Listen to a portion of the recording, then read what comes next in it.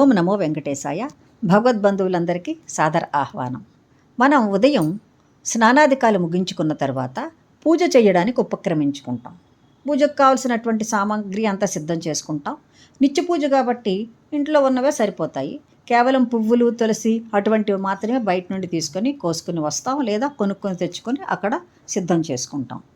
ఈ పూజ చేసేటప్పుడు మొట్టమొదట దీపారాధన అవన్నీ చేసేసిన తర్వాత పూజకు ఉపక్రమించే ముందు ఎలా పూజ ప్రారంభిస్తామంటే, ఒక గంట తీసుకొని గంట వాయిస్తూ భూతోచ్చాటన అనేటటువంటిది చేస్తాం. అంటే రాక్షసులు, చెడు ఏమైనా ఉంటే అవి బయటికి వెళ్ళిపోయి పరమాత్మ లోపలికి రావడానికి పరమాత్మకు లాంఛనప్రాయంగా ఆహ్వానం పలుకుతాం.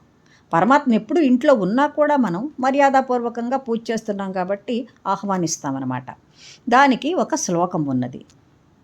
ఆగమార్ధంతు దేవానాం గమనార్ధంతు రక్షసాం కురు ఘంటారవం తత్ర దేవతాహ్వాన లాంఛనం. చెడుని, రాక్షసుల్ని బయటికి వెళ్ళిపోమని, పరమాత్మను లోపలికి రమ్మని మనం అందువల్లనే ఈ గంట వాయిస్తూ పిలుస్తున్నాము అని ఈ శ్లోకం తాలూకు అర్థం. ఆ విధంగా మనం పరమాత్మను ఆహ్వానిస్తాం. ఆహ్వానించిన తర్వాత దీపానికి నమస్కారం చేసుకుంటాం. అంతకుముందే దీపాన్ని అలంకరించి పెట్టుకున్నాం. ఆ దీపానికి 2 అక్షతలు వేసి అలంకరించుకుంటాం. అక్కడ దీపాన్ని నమస్కరిస్తూ ఒక శ్లోకం చెబుతాం. దీపం జ్యోతి పరబ్రహ్మ, దీపం సర్వతమోపహం, దీపేన సాధ్యతే సర్వం, దీపలక్ష్మి నమోస్తుతే, లేదా సంధ్యాదీపం నమోస్తుతే అని చెప్పి నమస్కారం చేసుకుంటాం. ఎందుకంటే దీపాన్ని ఆశ్రయించుకుని దేవతలు ఉంటారు. దీపలక్ష్మి నమోస్తుతే అన్నాం. దీపంలో లక్ష్మీదేవి ఉంటుంది, సుబ్రహ్మణ్య స్వామి ఉంటాడు, పరమాత్మ ఉంటాడు, అగ్నిదేవుడు ఉంటాడు. అందరు దేవతలు కూడా ఈ దీపాన్ని ఆశ్రయించుకుని ఉంటారు ఈ విధంగా. కాబట్టి దీపానికి అంత పవిత్రత ఉంటుంది. దీపారాధన చేసి మాత్రమే మనం పూజ చేసుకుంటాం. పూజలో అత్యంత ప్రాధాన్యత కలిగినటువంటిది ఈ దీపారాధన. ఈ విధంగా దీపాన్ని నమస్కరించుకున్న తర్వాత మనం తరువాత చెయ్యవలసినది ఆచమనం. కొంతమంది ఆచమనం చెయ్యకుండానే పూజ చేస్తూ ఉంటారు. అలా ఎప్పుడు చేయకూడదు. ఆచమనం తప్పనిసరిగా చెయ్యాలి. పూజ చేయడానికి మనం ఎప్పుడు అర్హులం అవుతామంటే, బాహ్యాంతర శుద్ధిని పొందిన తరువాత. బాహ్యశుద్ధి స్నానం వల్ల వస్తుంది. మరి అంతఃశుద్ధి కావాలి కదా. అంతఃశుద్ధి కావాలంటే తప్పనిసరిగా ఆచమనం చేయాలి. ఈ ఆచమనం చేయడానికి ఏ వస్తువులు కావాలి? చాలామందికి తెలుసు. నేను తెలియని వాళ్ళ కోసం మాత్రమే చెప్తున్నాను. ఆచమనం అందరూ చేస్తారు. ఎక్కడో ఒకటి చేయని వాళ్ళు ఉంటారు కదా, వాళ్ళ కోసం మాత్రమే చెప్తున్నానని మీరు గ్రహించండి. దీనికోసం అరివానం, ఆచమన పాత్ర, ఉద్ధరణ, ఈ 3 కావాలి. ఈ ఆచమన పాత్రనే పంచపాత్ర అని కూడా అంటారు. ఈ అరివానం అనేటటువంటిది ఒక పళ్ళెంలా ఉంటుంది. దానిపైన మనం ఆచమన పాత్ర పెట్టుకుంటాము. దానిలో ఒక ఉద్ధరణ వేస్తాం. ఈ ఉద్ధరణ ఎందుకంటే మనం నీటిని తీసుకొని ఆచమనం చేయడానికి. అయితే ఇది ఎలా తీసుకోవాలి? మనం నీటిని ఎంత నీటిని తీసుకోవాలి? శాస్త్రం ఏం చెప్పిందంటే, ఒక మినపగింజ మునిగినంత నీటిని తీసుకొని ఆచమనం చేయాలి. ఉద్ధరణతో మనం ఇష్టం వచ్చినంత నీరుని తీసుకోకూడదు. చాలా తక్కువ నీళ్లు తీసుకోవాలి. అది ఎంత పరిమాణంలో ఉంటుంది అనేటటువంటిది ఏంటంటే, ఒక మినపగింజ మునిగినంత. ఆ నీటిని ఎడం చేతితో తీసుకొని కుడి చేతిలో వేసుకొని 3 సార్లు లోపలికి పుచ్చుకోవాలి. ఒక్కసారి బయటికి విడిచిపెట్టేయాలి. ఇవి ఎలా? కేశవనామాలతో తీసుకోవాలి. న్యాయానికి ఈ క్రమంలో 24 కేశవనామాలను మనం ఉపయోగిస్తాం. అందరికీ విషయం తెలుసు. ఆ కేశవనామాలతో మనం ఈ ఉద్ధరణతో నీటిని తీసుకుంటాం లోపలికి. అది ఎలా తీసుకుంటామంటే, మగవాళ్ళైతే ఓం కేశవాయ స్వాహ, ఓం నారాయణాయ స్వాహ, ఓం మాధవాయ స్వాహ అని 3 మార్లు నీటిని లోపలికి తీసుకుంటారు. ఓం గోవిందాయ స్వాహ అని నీటిని పైకి విడిచిపెట్టేస్తారు. అంటే చేతులు నా తర్వాత కడిగేసుకోవాలి. పూజ కోసం శుభ్రంగా చేతులను కడుక్కోవాలి. అదే ఆడవాళ్ళైతే ఓం కేశవాయ నమః, ఓం నారాయణాయ నమః, ఓం మాధవాయ నమః అని 3 మార్లు నీటిని లోపలికి తీసుకోవాలి. ఓం గోవిందాయ నమః అని చేతితో నీటిని తీసుకుని బయటికి విడిచిపెట్టేయాలి. ఈ విధంగా వాళ్ళు ఆచమనం చేయాలి. ఈ ఆచమనం చేసేటప్పుడు ఈ చేతిని ఎలా పెట్టుకోవాలంటే, గోకర్ణ ఆకృతిలో పెట్టుకోవాలి. అంటే ఏంటంటే, బొటన వేలును బయటకు పెట్టి మనం చూపుడు వేలుని క్రింద పెడతాం. పెట్టి 3 వేళ్ళు పైకి నిలబడి ఉంటే డొప్పలా తయారు చేసుకోవాలి చేతిని. ఇది చేసుకుని ఆచమనం చేసుకోవాలి.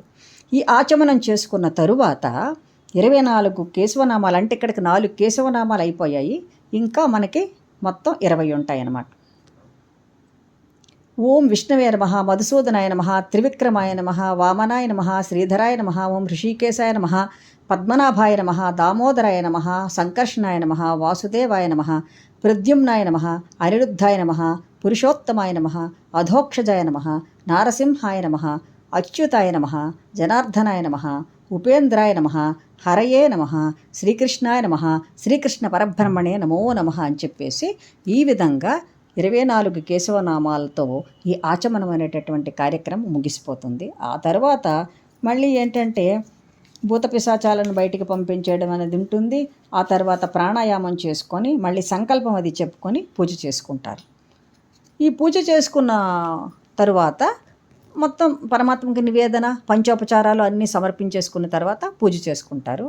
ప్రతిరోజు షోడశోపచార పూజలు చేసుకోలేరు కాబట్టి పంచోపచార పూజలు చేసుకుంటే సరిపోతుంది. వాళ్ళు గంధం, ధూపం, దీపం, నైవేద్యం, తాంబూలం ఇటువంటివన్నీ అందులో ఇచ్చుకొని పూజ చేసుకుంటారు. తరువాత పూజ చేసుకున్న తర్వాత మనం నిత్యం తలుచుకోవలసినటువంటి దైవాలు ఉంటారు పూజలో. సామాన్యంగా పూజ చేసుకునేటటువంటి గృహస్థులకి మామూలు పూజ చేసుకుంటారు. ఏ విధంగా వస్తే ఆ విధంగా పూజ చేసుకొని హారతి ఇచ్చుకొని మీ ఇష్టం, మీకు ఎప్పుడు ఏ విధంగా అలవాటు ఉంటే ఆ విధంగా చేసుకోండి. తరువాతి వీడియోలో పూజా క్రమాన్నంతటిని వివరిస్తాను. ఇప్పుడు నేను చెప్పదలుచుకున్నది ఏమిటంటే ముఖ్యంగా పూజలో చాలామంది మామూలుగా వాళ్ళకి తెలిసినటువంటి దేవతల పేర్లు తలుచుకుంటారు. కానీ కొంతమంది నిత్యం ఉపయోగపడే దేవతలను తలుచుకోవాల్సి ఉంటుంది. ఏకోపాసన మార్గంలో పరమాత్మని సేవించుకునే వాళ్ళు ఉంటారు. వాళ్ళకి అది తప్పదు, అది వంశపారంపర్యంగా వస్తూనే ఉంటుంది. వాళ్ళు ఒక్క పరమాత్మనే సేవించుకుంటారు. మిగతా వాళ్ళు ఏంటంటే ఆదిశంకర్ల వారు పెట్టినటువంటి పంచాయతన దేవతల్ని సేవించుకోవడం ఉంటుంది. ఈ పంచాయతనం గురించి నేను మళ్ళీ చెప్తాను. ఇంట్లో సాధారణంగా మామూలుగా గృహస్థులు ఇప్పుడున్న వాళ్ళు ఏ దేవతలను పెట్టుకుంటారంటే విఘ్నేశ్వరుని పెట్టుకుంటారు, అమ్మవారు గౌరీదేవిని పెట్టుకుంటారు. అందరి ఇళ్లలో గౌరీదేవి రూపంలో ఉంటుంది అమ్మవారు పెట్టుకుంటారు. శివ కుటుంబం ఉంటుంది తప్పనిసరిగా.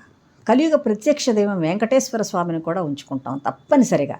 కలో వెంకటనాయక కాబట్టి ఆ స్వామివారి ఫోటో తప్పనిసరిగా ఉంటుంది. లేదు కొంతమందికి వాళ్ళు ఇలవేల్పు దైవం రామచంద్రుడైతే రామచంద్రుడు, కృష్ణుడైతే కృష్ణుడు ఇలా కూడా పెట్టుకుంటూ ఉంటారు. సూర్యనారాయణమూర్తిని కూడా పెట్టుకుంటే అది పంచాయతనం అవుతుంది. మనం పంచాయతనం అనేటటువంటి వీడియో చేసినప్పుడు అది వివరంగా మీకు చెప్తాను నేను. ఈ విధంగా దేవతలు ఉంచుకున్న కొంతమంది దేవతలు ఉంటారు. వాళ్ళని తప్పనిసరిగా మనం స్మరించుకోవాల్సి ఉంటుంది. ఎందుకంటే వాళ్ళు మనల్ని కాపాడుతూనే ఉంటారు. ఏకోపాసన మార్గం ఉన్నప్పటికీ కూడా మనం పరివార దేవతలు ఉంటారు. మనం ఒక్కళ్ళు ఉంటాం ఇంటిలో, తల్లి తండ్రి ఇలా ఉన్నా కూడా పరివారం ఉంటుంది, తెలిసిన వాళ్ళు ఉంటారు. అదేవిధంగా పరివార దేవతలను కూడా మనం పూజించుకుంటాం. సామాన్యంగా పూజ చేసుకునేవాళ్ళం. వేరే విధంగా ఉండి సంప్రదాయాన్ని ఎప్పుడు ఒకటే అనుసరించే వాళ్ళ గురించి నేను చెప్పటం లేదు. మామూలుగా సాధారణంగా పూజ చేసుకునేటటువంటి గృహస్థుల గురించి చెప్తున్నాను. ఆ దేవతలలో మనం ముందు నమస్కారం చేసుకోవాల్సిన దేవత, మనకి కుల వ్యవస్థ అనేటటువంటిది ఒకటి ఉన్నది. అది మనం కాదనలేం ఎలా అయినా కూడా. ప్రతి కులానికి ఒక కుల దైవం ఉంటుంది. ఈ కులదైవం ఆడదేవతలయ్యే ఉంటారు తప్పనిసరిగా. ఇది అందరికీ తెలుసు చాలామందికి. కొన్ని కులాల వాళ్ళకి వాళ్ళ కులదైవం పేరు తెలియదు, కొన్ని కులాల వాళ్ళకి వాళ్ళ కులదైవం పేరు తెలుసు. ఉదాహరణకు బ్రాహ్మణులు అనుకోండి గాయత్రి మాత, వైశ్యులు అనుకోండి వాళ్ళకి కన్యకా పరమేశ్వరి దేవి, ఇలా ఉంటారు. కులదేవత పేరు తెలియనప్పుడు ఏం చేయాలంటే కులదైవమా శరణు అని పూజ చేసుకునేటప్పుడు ఒక్కసారి కులదేవతను స్మరించుకుంటే చాలా మంచిది. ఆ దేవత తాలూకా ఆశీర్వాదాలు లభిస్తాయి. తరువాత ఇలవేల్పు దైవం సాధారణంగా వెంకటేశ్వర స్వామి, శివుడు ఇలా ఉంటూ ఉంటారు. మనకి ఇలవేల్పు దైవం తెలిసిపోతుంటుంది, మన పెద్దలు చెప్పేస్తారు. ఒకవేళ తెలియకపోతే, తెలిస్తే ఆ దేవతనే మనం ఎలాగూ పూజ చేసుకుంటాం, ఇబ్బంది ఉండదు. తెలియకపోతే ఇలవేల్పు దైవమా శరణు అంటారు. తరువాత మనం నమస్కరించవలసిన వాళ్ళు గ్రామ దేవతలు. మనం ఏ ఊరిలో ఉన్నామో, పోనీ ఏ పట్టణంలో ఉన్నామో అక్కడ అమ్మవార్లు ఉంటారు, గ్రామదేవతలు అంటారు వాళ్ళని. ఆ గ్రామాన్ని రక్షిస్తూ ఉంటారు, మనల్ని రక్షిస్తూ ఉంటారు. మానవ జన్మెత్తిన తర్వాత మనిషి ఆనందంగా ఏం ఉండడానికి అవ్వదు. అనేకమైనటువంటి కష్ట నష్టాలు కలుగుతూ ఉంటాయి. ప్రకృతి వల్ల కలగవచ్చు, మనం చేసుకున్నది కావచ్చు, మరొకటి కావచ్చు, ప్రారంధ కర్మల వల్ల కావచ్చు. వీటన్నిటి నుండి మనల్ని గట్టెక్కించే వాళ్ళు గ్రామ దేవతలు. వాళ్ళు ఎప్పుడు సంరక్షిస్తూనే ఉంటారు. ఆ గ్రామ దేవతలకు కూడా నమస్కరించుకోవాలి. నమస్కరించుకుంటే సరిపోతుంది, ఎప్పుడైనా వీలుంటే పూజ చేసుకోవచ్చు, వీళ్ళని స్మరించుకోవాలి. ఈ గ్రామ దేవతలకి ఒకే ఒక తమ్ముడు పోతురాజు స్వామి శరణు అని ఆయనను కూడా నమస్కరించుకోవాలి. నమస్కరించుకున్న తర్వాత మనం ఒక నగరంలోనో ఒక విలేజ్లోనో ఎక్కడో ఒక చోట ఉంటాం. ఉండేటప్పుడు అక్కడ ప్రసిద్ధి చెందినటువంటి క్షేత్రాలు ఉంటాయి తప్పనిసరిగా. ఉదాహరణకు విశాఖపట్నం అనుకోండి.